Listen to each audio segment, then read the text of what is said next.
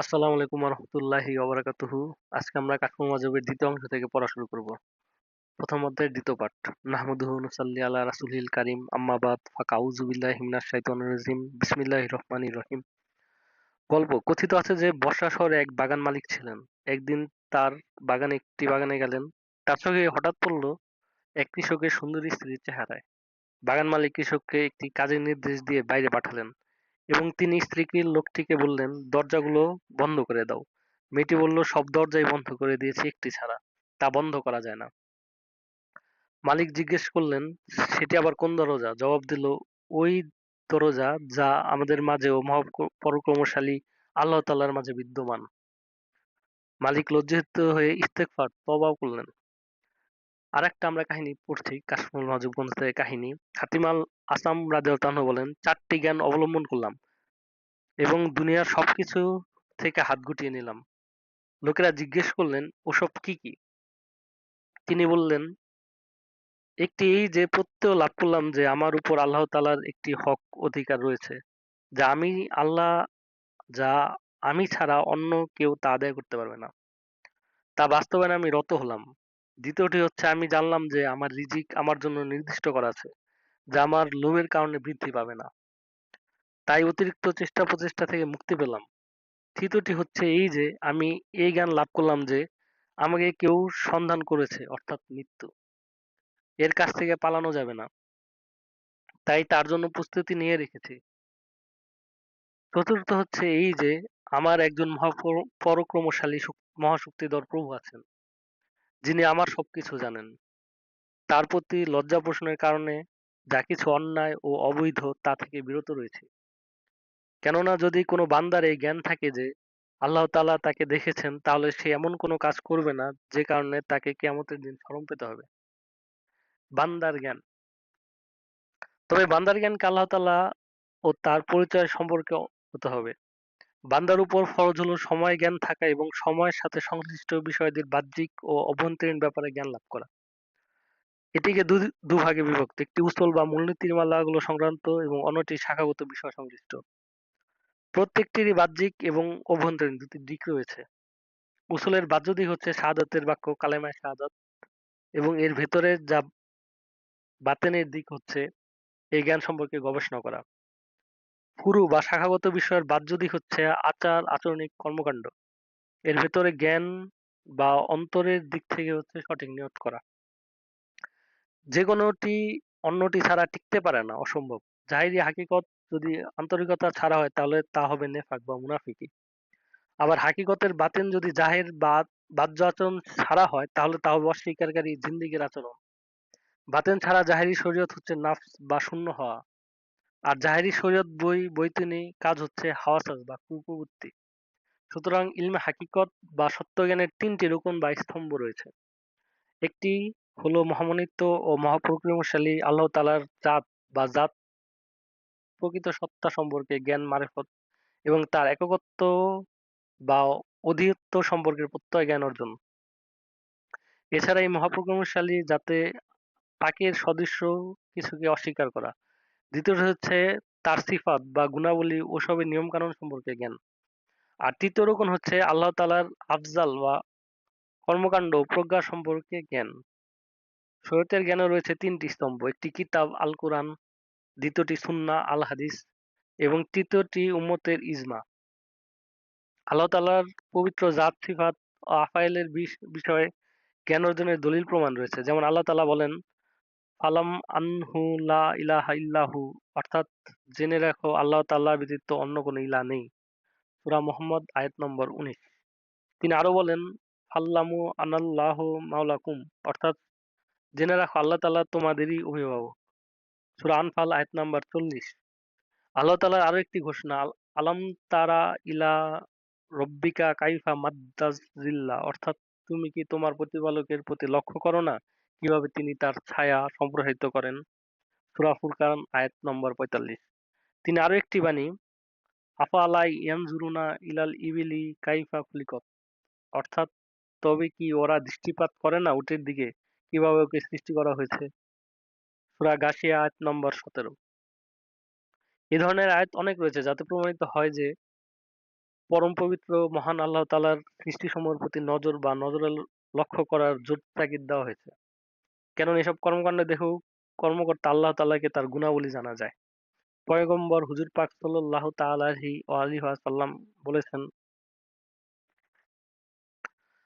মান আলিমা আনা আবদুল্লাহ রাব্বুহু ওয়া আন্না নাবিয়্যু মুত্তাকিনা মিন কালবিহি ওয়া আওমাহা বিয়াদিহি ইলা জিলদিহি হারমাল্লাহু আলান নারিয়্যু আও হারমাল্লাহু জিল্লাহু আলান নার। অর্থাৎ যে ব্যক্তি অন্তরে দৃঢ় বিশ্বাসের সাথে এই জ্ঞান লাভ করেছে যে আল্লাহ তাআলা তার প্রভু এবং আমি তার নবী, আল্লাহ তাআলা তার গোশত ও রক্ত দোজখের আগুনের জন্য হারাম করে দিবেন। বাজ্জার মুসনাদুল বাজ্জার হাদিস নম্বর ৩৫৫৫। কিন্তু আল্লাহ তাআলার জাত সম্পর্কে জ্ঞান অর্জনের শর্ত হলো বালেগ ও আকলমন্দ এ কথা জানা যে আল্লাহ তাআলা তার অনাদি অনন্ত জাতের মাঝেই অস্তিত্ববান এবং তার কোনো সীমা পরিসীমা নেই। তিনি কোনো স্থান ও দিগন্তে সীমাবদ্ধ নন এবং তার জাতে কোনো ক্ষয় বা লয় নেই। তার সৃষ্টিকুলের কেউ সমকক্ষ নয়। তার কোনো স্ত্রী ও সন্তান নেই। কল্পনাতে যা কিছু আছে ও আসা সম্ভব এবং জ্ঞান বুদ্ধি যা ধারণ করতে পারে ওইসবের সবকিছুরই স্রষ্টা তিনি। জাল্লাল্লাহু। আল্লাহ তাআলা বলেন, লাইসা কামিসলিহি শাইউন ওয়া হুয়ার সামিউল বাসির। অর্থাৎ তার সদৃশ কিছু নেই এবং তিনি সর্বশ্রোতা ও সর্বদ্রষ্টা।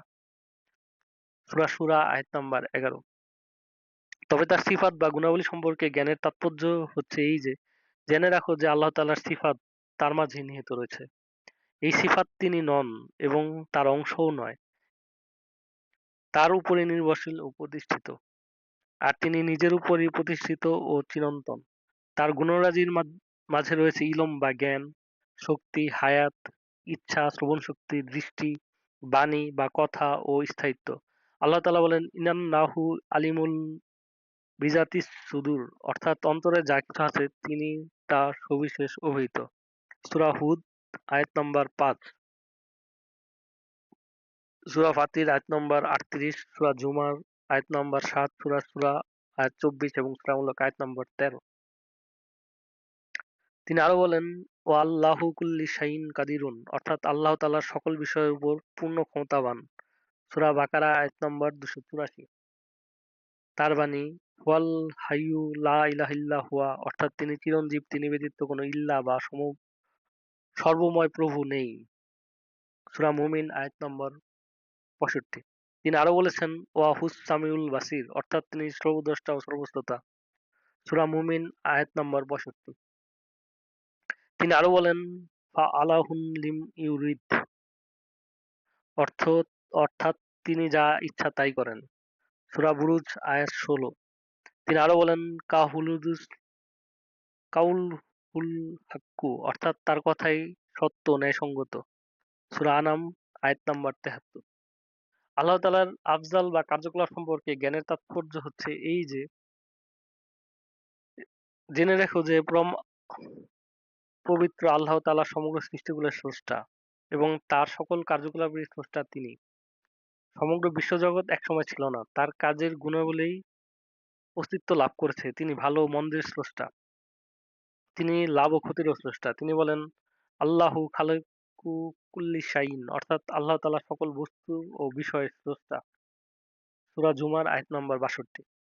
আশরিয়তের হুকুম প্রতিষ্ঠা পাওয়ার যুক্তি প্রমাণ হলো এই যে, জেনে রাখো আমাদের রাসূল মুহাম্মদ মুস্তাফা সাল্লাল্লাহু তাআলা আলাইহি ওয়াসাল্লাম হক বা সত্যের উপর প্রতিষ্ঠিত। তার অনেক মুজিজা রয়েছে। তিনি প্রকাশ্য ও অপ্রকাশ্য জগৎ সম্পর্কে আমাদেরকে যা কিছু জানিয়েছেন সবই সঠিক ও সত্য। শরীয়তের প্রথম স্তম্ভ হচ্ছে কিতাব বা কুরআন। এ বিষয়ে আল্লাহ তাআলার বাণী হলো, মিনহু আয়াতুম মুহকামাতুন। অর্থাৎ এর ভেতরে রয়েছে সুদৃঢ় আয়াতসমূহ। সূরা আলী ইমরান আয়াত নম্বর ৭। আরেকটি স্তম্ভ হলো সুন্নাহ। আল্লাহ তাআলার ঘোষণা হচ্ছে, ওমা আতাকুমুর রাসূলু ফাখুযুহু ওমা নাহাকুম আনহু ফান্তাহু। অর্থাৎ আর যা কিছু রাসূল সাল্লাল্লাহু আলাইহি ওয়াসাল্লাম তোমাদেরকে দান করেছেন তবে তা তোমরা গ্রহণ করো। আর যা হতে তোমাদেরকে নিষেধ করেছেন তা হতে বিরত থাকো। সূরা হাসর আয়াত নম্বর ৭। আর তৃতীয়টি হচ্ছে উম্মতের ইজমা, সম্মিলিত মত। আল্লাহ রাসূল সাল্লাল্লাহু তাআলা আলাইহি ওয়াসাল্লাম ইরশাদ করেন, ইন্না উম্মতি লান তাসতামিয়া আলা দালালাতিন ফাইজা আইতুমুল ইখতিলাফা ফাআলাইকুম বিসাওয়াদিল আজমি। অর্থাৎ আমার অনুসারীগণ উম্মতগণ গুমরাহি বা পথভ্রষ্টতার ঐক্যবদ্ধ হবে না। সুতরাং তোমাদের দায়িত্ব সাওদাতুল আজম বা বড় দলের অনুসরণ করা। ইবনে মাজাহ, সুনান ইবনে মাজাহ, হাদিস নম্বর ৩৯৫০। মূল কথা হলো হাকিকত সম্পর্কে আহকাম বিধিমালা অনেক বেশি গুরুত্বপূর্ণ। এই সম্পর্কিত কথাবার্তাই যদি কেউ সংগ্রহ করতে চায় তাহলে তা পারবে না। কেননা আল্লাহ তাআলার সৌন্দর্য, কলাকৌশল, বিচক্ষণতা ও সূক্ষ্মাতিসূক্ষ্ম দিকসমূহের কোনো সীমা-পরিসীমা নেই। জেনে রাখো একদল মানুষ রয়েছে যা মুলহিদ বা বেদিন বা কাফেরদের একটি সম্প্রদায় বলা হয়। আল্লাহ তাআলার লানত অভিশাপ বর্ষিত হোক এদের উপর। এদেরকে সফিস্টও বলা হয়। সোফিস্ট প্রাচীন গ্রিসের একদল দার্শনিক যারা বাস্তবতাকে অস্বীকার করেছিলেন। যদিও তারা জ্ঞানী বলে নিজেদেরকে দাবি করতেন, অধিক জ্ঞান জানার জন্য একটি বই বের হয়েছে, বইটি পড়তে পারেন। বইয়ের নাম হচ্ছে উচ্চতর বুদ্ধিবৃত্তিক প্রজ্ঞা। এই বই পড়লে এই সফিস্ট সম্পর্কে জানতে পারবেন।